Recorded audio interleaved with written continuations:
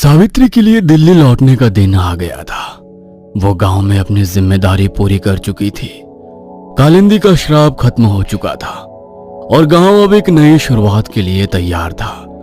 लेकिन इस विदाई का क्षण सावित्री और उसके परिवार के लिए भावनाओं से भरा हुआ था। सावित्री, तुम सच में जा रही हो?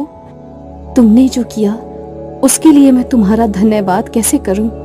तुमने इस गांव और मेरी जिंदगी को बचा लिया। गुंजन, इतनी भारी भरकम धन्यवाद मत दो। तुम तो मुझे ऐसे विदा कर रही हो जैसे मैं हमेशा के लिए जा रही हूँ। अगली बार जब आऊंगी तो बुआ बनने की खुशी मनाऊंगी। तुम सच में कमाल हो सावित्री। तुम्हारा ये मजाक भी मुझे रोने से रोक नहीं सकता।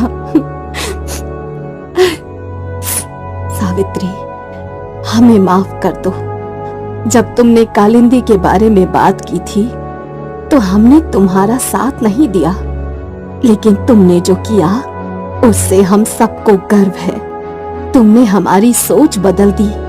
माँ, आप सबने जो किया वो किसी भी परिवार के लिए स्वाभाविक था, लेकिन मुझे खुशी है कि आप सबने सच्चाई को स्वीकार किया। यही सबसे बड़ी बात है। सावित्री जब घर से निकली तो उसने देखा कि पूरा गांव उसे विदा करने के लिए इकट्ठा हुआ था। हर किसी की आंखों में आभार और सम्मान था। सावित्री बिटिया, तुमने इस गांव को श्राप से मुक्त किया है। हम तुम्हारा ये कर्ज कभी नहीं चुका सकते। तुमने हमारी बहू और बेटियों को नया जीवन दिया है। कालिंदी का मंदिर अब हमारे लिए एक आशीर्वाद है। सावित्री हर किसी से मिलते हुए आगे बढ़ी। गांव के बच्चे भी उसे विदा करने के लिए दौड़े हुए आए। सावित्री दीदी, अगली बार हमारे लिए मिठाई लाना। जरूर, और इस बार तुम्हें बिना दौड़ाए मिठाई दूंगी। पुरोहित नारायण भी सावित्री के पास आए। उनकी आंखों में गर्व और आशीर्वाद की चमक थी। सावित्री, तुमने जो किया वो किसी चमत्कार से कम नहीं है। तुमने न केवल इस गांव को श्राप से मुक्त किया, बल्कि इसे एक नई सोच भी दी। भगवान तुम्हारे साथ हमेशा रहे। गुरुदेव, ये सब कालिंदी की शक्ति थी। मैंने तो बस उसकी सच्चाई को सबके सामने रखा। फिर भी ये तुम्हारा साहस और सच्चाई थी जिसने इस गांव को बदल दिया। जाओ, लेकिन इस गांव को कभी मत भूलना। सावित्री ने पूरे गांव को वहां इकट्ठा देखा, लेकिन पुजारी जी कहीं नजर नहीं आए। उसकी आंखों में एक हल्का सा दुख झलक उठा। पंडित जी यहाँ क्यों नहीं है? क्या वो अब भी उस मंदिर को स्वीकार नहीं करेंगे? सावित्री, पंडित जी की सोच बदलने में समय लगेगा, लेकिन एक दिन वो भी इस मंदिर को अपना लेंगे, हमें यकीन है। उम्मीद है कि वो भी एक दिन कालिंदी को समझ पाएंगे। गुंजन एक बार फिर सावित्री के पास आई। इस बार उसके चेहरे पर मुस्कान के साथ आंसू भी थे। ये लो, जल्दी जल्दी में तुम्हारे पसंदीदा लड्डू पैक करना तो भूल ही गई। दिल्ली में अपना ध्यान रखना और समय समय पर फोन टनटना दिया करना हमारा। भूल मत जाना, समझी? अरे हाँ मेरी प्यारी सहेली, चलो अब हमें जाने दो, बस का समय हो गया है। गांव वालों के आशीर्वाद और प्यार के साथ सावित्री ने अपनी यात्रा शुरू की। उसने अपने दिल में कालिंदी की सच्चाई और गांव वालों के प्यार को हमेशा के लिए बसा लिया। ये लो, मोहन भैया आ गए अपनी फटफटिया लेकर। ये तुम्हें बस स्टैंड पर छोड़ देंगे। गांव के मोहन ने सावित्री को अपनी पुरानी फटफटिया पर बस स्टैंड तक छोड़ने का जिम्मा लिया था। रास्ते में दोनों के बीच हल्की फुल्की बातचीत होती रही। मोहन के चेहरे पर खुशी थी, क्योंकि वो जानता था कि सावित्री ने उनके गांव को एक नई शुरुआत दी है। सावित्री बिटिया, अब तो गांव की बहुओं और बेटियों की जान बच गई। तुमने जो किया वो कोई नहीं कर सकता था। ये गांव हमेशा तुम्हारा आभारी रहेगा। ये सब कालिंदी का आशीर्वाद है मोहन भैया। मैं तो बस उसकी सच्चाई सबके सामने ला पाई। बस स्टैंड पर पहुंचकर मोहन ने सावित्री का बैग उतारा और उसे बस में चढ़ने में मदद की। दिल्ली पहुंचकर हमें भूल मत जाना। जब भी समय मिले वापस जरूर आना। पूरा गांव तुम्हारा इंतजार करेगा। मैं जल्दी ही लौटूंगी मोहन भैया, सबका ध्यान रखना। सावित्री बस में अपनी सीट पर बैठ गई। उसने खिड़की से बाहर देखा और गांव की यादों में खो गई। ये यात्रा उसके लिए सिर्फ एक विदाई नहीं थी, बल्कि एक नई चुनौती की शुरुआत थी। जैसे ही बस भीड़ वाला से चलने लगी, एक औरत उसकी बगल की सीट पर आकर बैठ गई। औरत ने घूंघट ओढ़ रखा था, जिससे उसका चेहरा पूरी तरह छुपा हुआ था। लेकिन सावित्री की प्रतिक्रिया देखकर ऐसा लग रहा था जैसे वो उस औरत को जानती हो।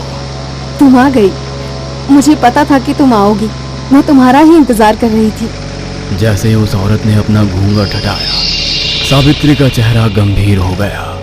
वो और कोई नहीं बल्कि कालिंदी थी।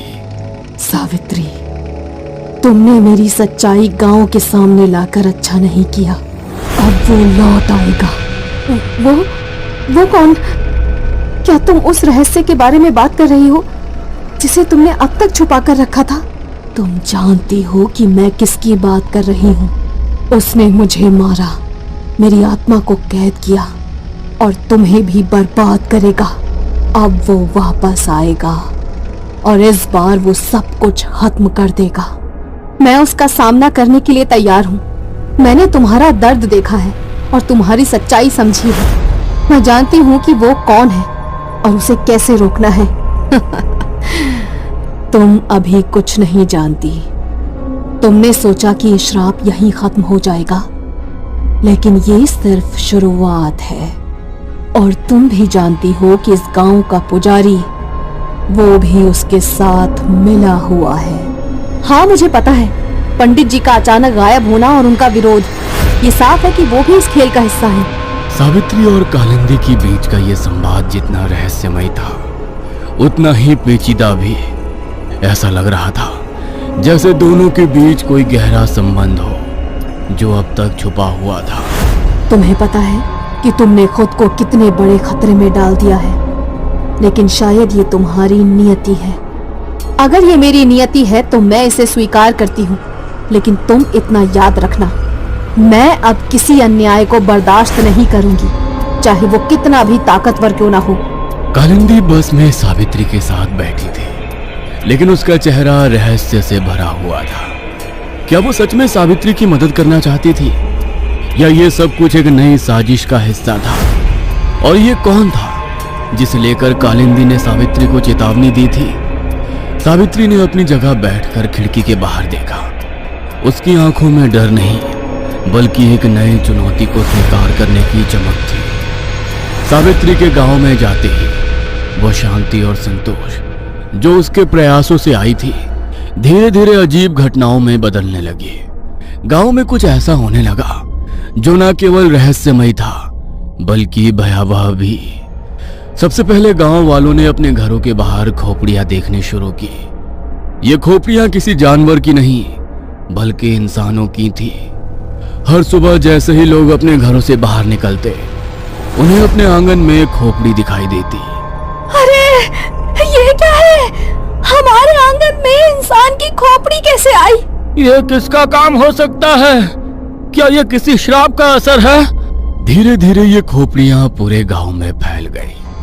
हर घर के बाहर एक खोपड़ी रखी हुई थी और इन खोपड़ियों पर खून के ताजे निशान थे। जैसे जैसे दिन बीतते गए, गांव वालों के डर और अंधविश्वास ने उन्हें पूरी तरह से जकड़ लिया। कालिंदी के मंदिर, जो गांव वालों के लिए सुरक्षा और श्रद्धा का प्रतीक बन चुका था, पर भी डरावनी घटनाएं होने लगी। एक रात जब गांव वाले सो रहे थे, तो मंदिर की दीवारों पर दरारें पड़ने लगी। मंदिर की दीवारों पर दरारें पड़ रही हैं। ऐसा लग रहा है जैसे मंदिर गिरने वाला हो। गांव वाले मंदिर के पास इकट्ठा हुए, लेकिन किसी की भी हिम्मत अंदर जाने की नहीं हो रही थी। मंदिर की मूर्ति के चेहरे पर भी दरारें आ गई और उसके पास रखे दीपक अपने आप बुझ गए। क्या ये संकेत है कि कालिंदी हमसे नाराज है? हमने उसका सम्मान किया, फिर भी ये क्यों हो रहा है? गांव के लोग इन घटनाओं से पहले ही डरे हुए थे, लेकिन असली खौफ तब फैला जब पुरोहित नारायण का मरा हुआ शरीर गांव के बाहर एक बड़े पेड़ से लटका हुआ पाया गया। देखो वहां पेड़ पर पुरोहित नारायण का शरीर उल्टा लटका हुआ था। उनके गले पर गहरे घाव के निशान थे और उनके हाथों पर खून के अजीब निशान बने हुए थे। ये किसने किया होगा? ये इंसान का काम नहीं हो सकता। गुरुदेव ने तो हमेशा गांव की भलाई के लिए काम किया था।